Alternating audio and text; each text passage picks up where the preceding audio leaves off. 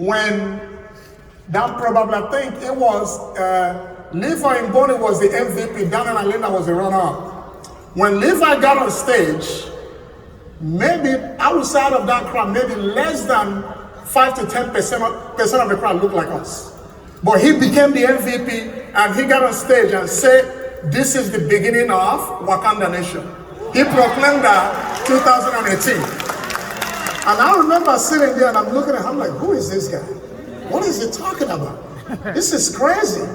But to see that coming to fruition, but not only that, that did something to me. And then you fast forward, 4 months later, we got invited to co-founder of WFG in Utah. That event did it for me. That was when I kind of saw the vision. But then we went to an event in Utah where Daniel and I were invited. Out of 50, we were marketing directors then, out of about 50 of us, for whatever reason, they probably said, well, these are the only 2 black people that showed up, let's just put them in the room. For whatever reason. But then we got in the room for 2, 3, 4, 5 days, and I saw Mr. Fumbo, Daniel. He knew it.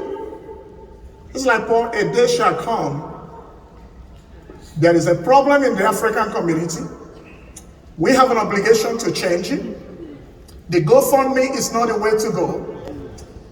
In the Nigerian community, the waykeeping is not the way to go. In the African community, the community of friends, waking up and then somebody added it to a WhatsApp group, is not the way to go. We're gonna do something about that. And I remember looking at him like, okay, this sounds all good, but how are we gonna do that? We were in Utah for 4 days.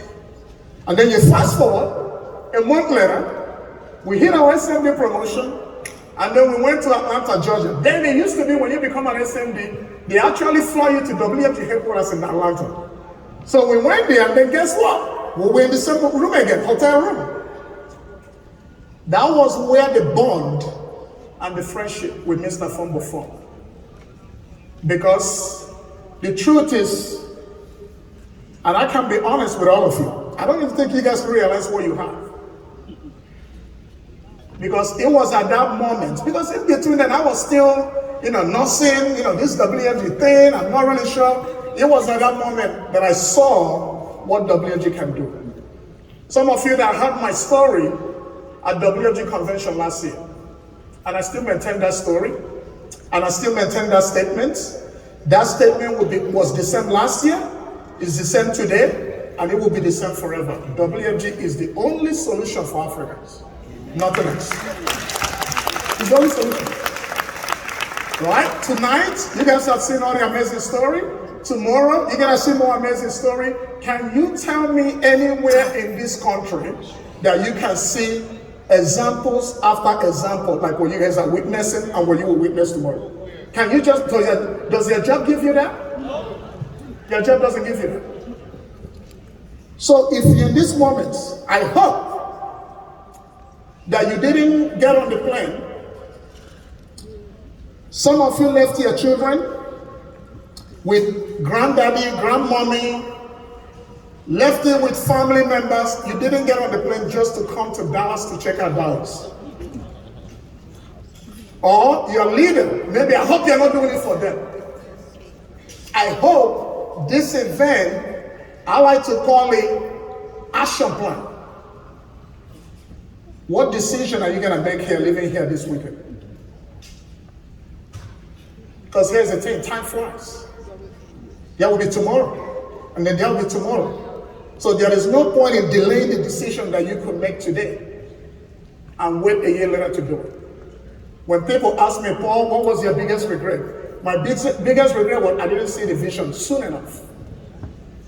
Some people come in, they see it right away. Some people come in, it take them 6 months, it take them a year. Do not make the mistake that I did.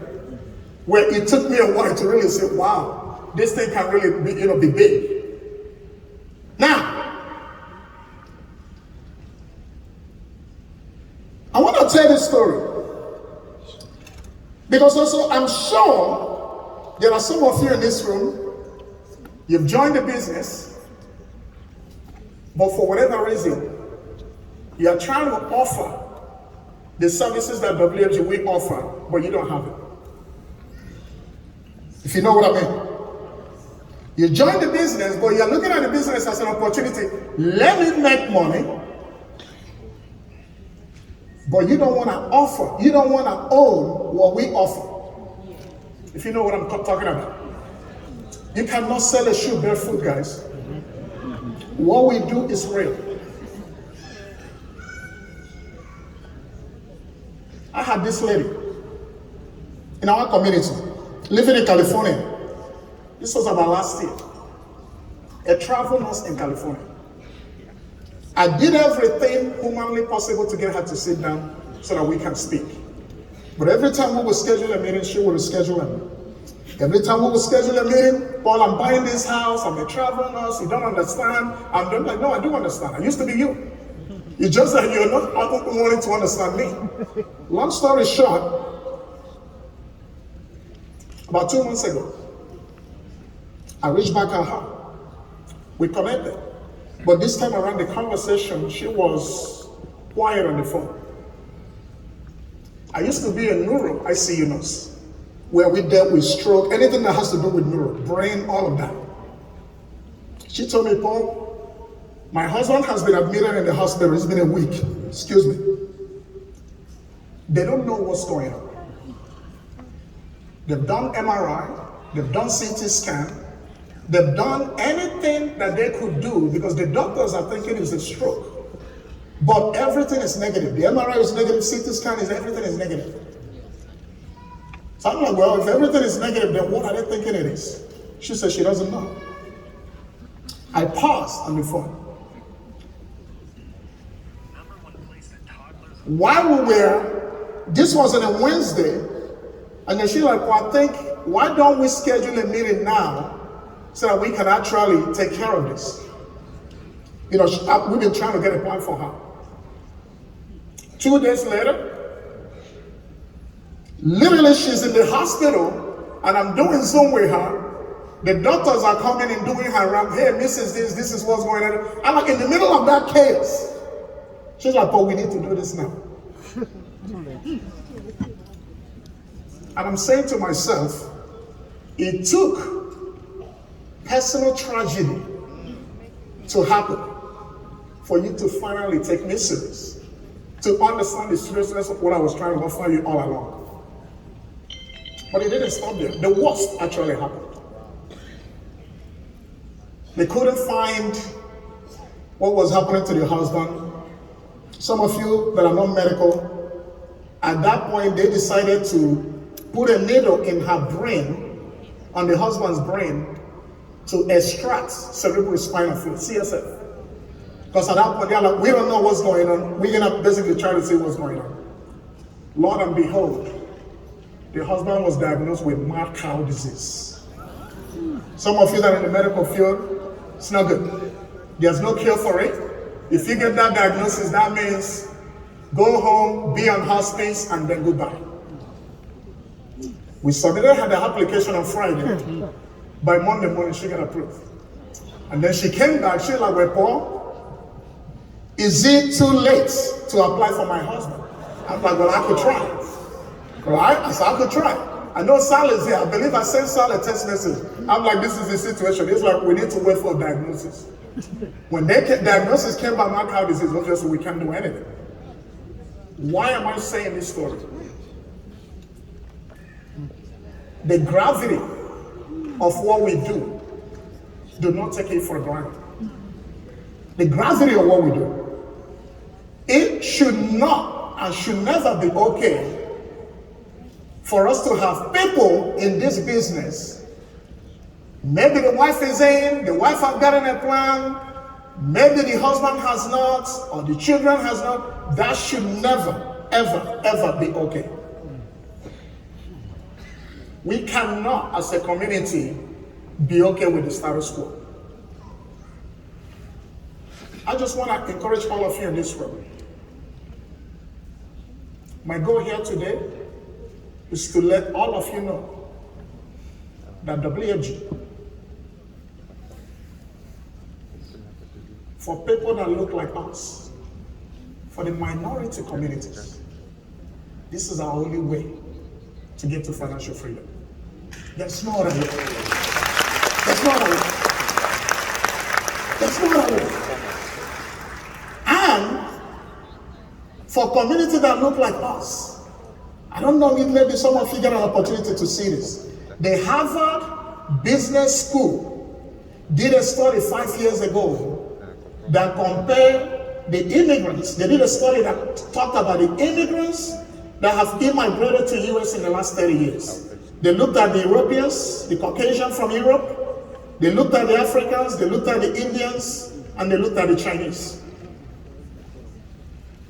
I don't know if some of you see that story, you can look it up. They looked at two things. Of all those 4 groups, which one is the most educated and which one is the most wealthiest?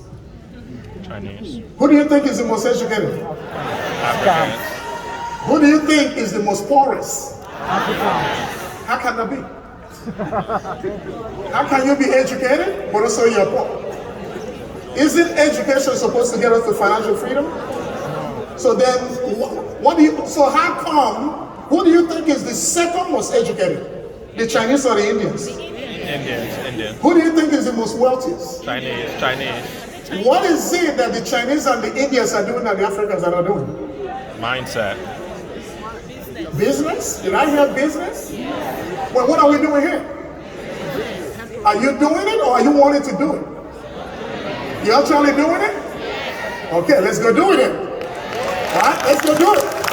All right, so again, in closing, I want all of you to believe in yourself. You could do this. Do not allow anybody to make you feel like you're not good enough. Right? So we're going to end with these 3 creeds.